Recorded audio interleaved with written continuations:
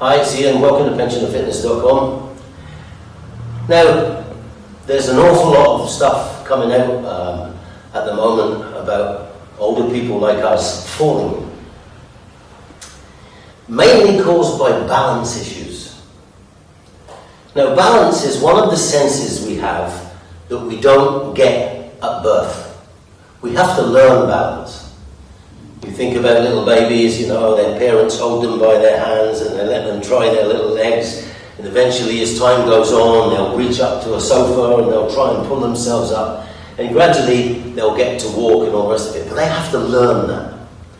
Right? Now it's a sense that if you don't keep it up, you can lose it, and it can go down, so that it's not very good. And that's what happens with a lot of older people.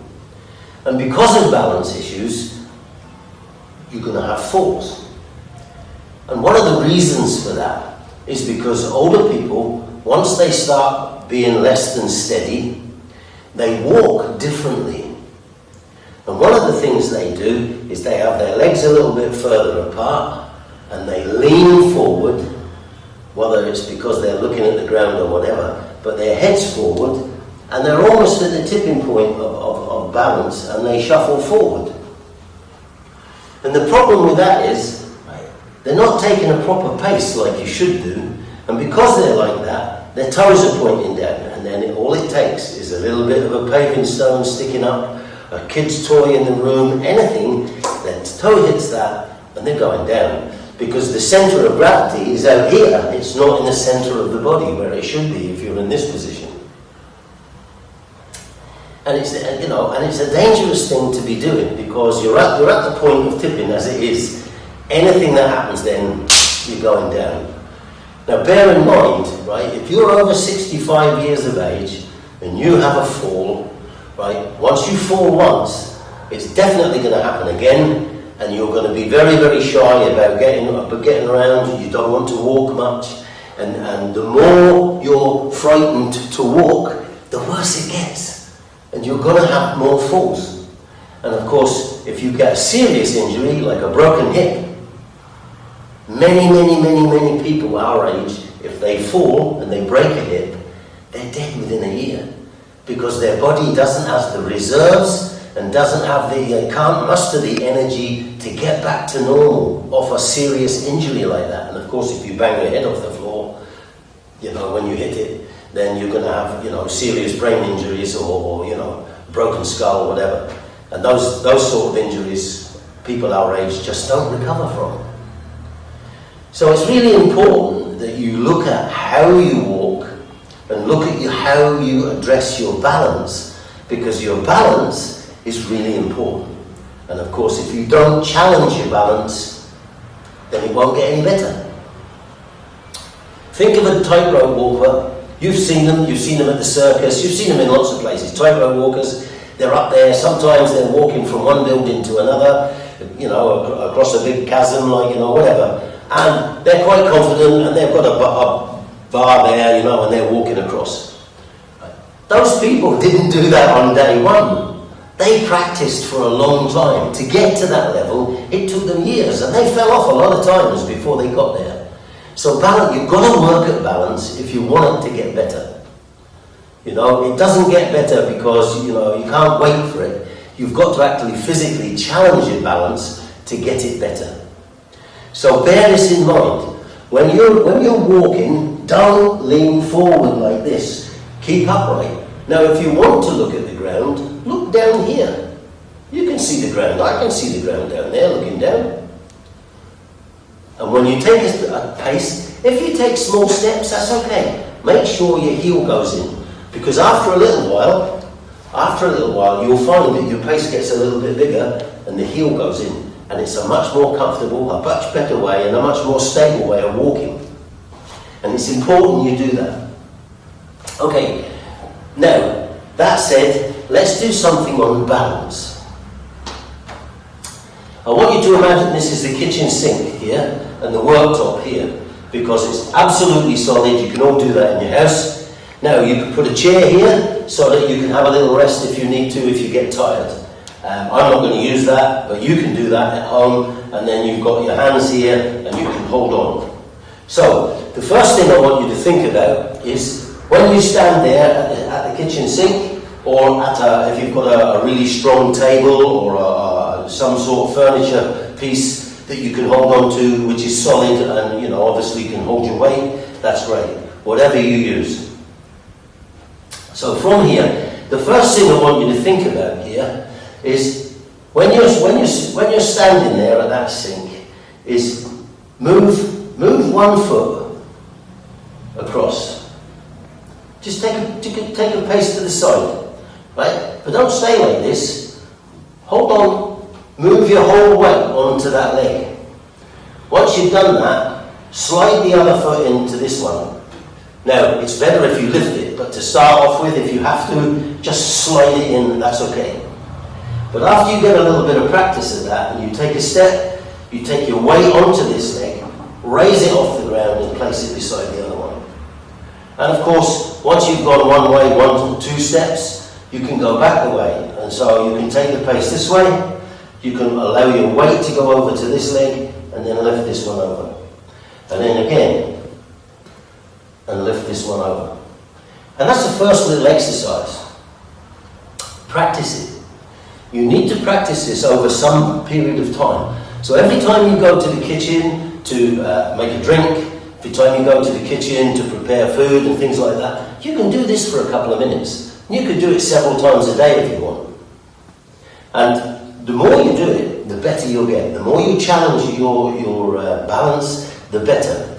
Now, once you can take that side step and bring the other leg in, take it again, put your weight onto this leg and then bring that leg in. Once you're comfortable doing that, I want you to try and do that with your hands just above the sink there, and you just walk and then bring this one in without touching. And do 2 or 3 paces this way, or steps this way, and then go back the way and do 2 or 3 paces that way.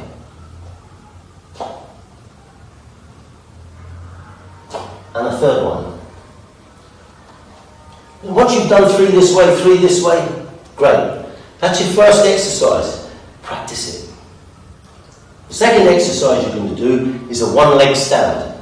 Now, again, what's going to happen here is you're going to put all the weight onto this leg. And once you've got all the weight on, I'll turn this way so you can see me better. Once you've got all the weight on this leg, you're going to raise this leg. Hold on. There's no reason why you can't hold on at this stage.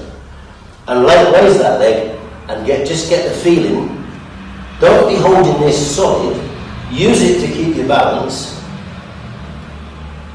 But try to get the feel in this leg that it's supporting you. And you will feel on your foot that those little bits of movement because your body's trying to adjust for your balance. And you stay like this for a second or 2 and then put it back down again. And then of course you're going to do the other one. You're going to put your weight onto this leg. You're going to raise this one a little bit. You can raise it back like this, or you can raise it just there. Don't have to raise it up high. And just raise it a little bit. Once you're comfortable doing that, what I want you to do is, when you raise it, is let go and wait. 1, 2, 3, 4, up. And you have to grab. That's okay. But each time you do this, you'll get a little bit longer each time. And then eventually you should be able to do it for a little bit of time without having to grab on in a second or 2. So that you get more comfortable and your body gets more used to keeping its balance. Over time, that'll get better and you won't have to hold so much. So once you're there, you want to be able to hold that. Keep your hands where you can grab them, and then of course you want to do the other leg as well. So once all your weight's on this leg, this one's raised, then you can be there. Now you can raise it back like this if you wish, or you can do it the way I do it. You can raise it up off the ground a little bit. I like that way, but that's just a personal thing. So once you can do that, and you can raise it off, and you can hold it off there for a little while, that's great. So that's the second exercise that you're going to do, and you're going to do that as many times as you can, whenever you get the chance, and whenever you're in the kitchen, or wherever your support unit is, you're going to get there and you're going to practice this, and you keep practicing it as often as you can. And the more you do it, the better it gets. Now, some people may find that they get better quicker than others, because we're all different. Some people it may take 2 or 3 weeks. Doesn't matter. Just work away at it. Don't give up. Don't try it twice and then say, oh, it's not working. Keep at it, because it will improve. It has to improve, because that's how the system works.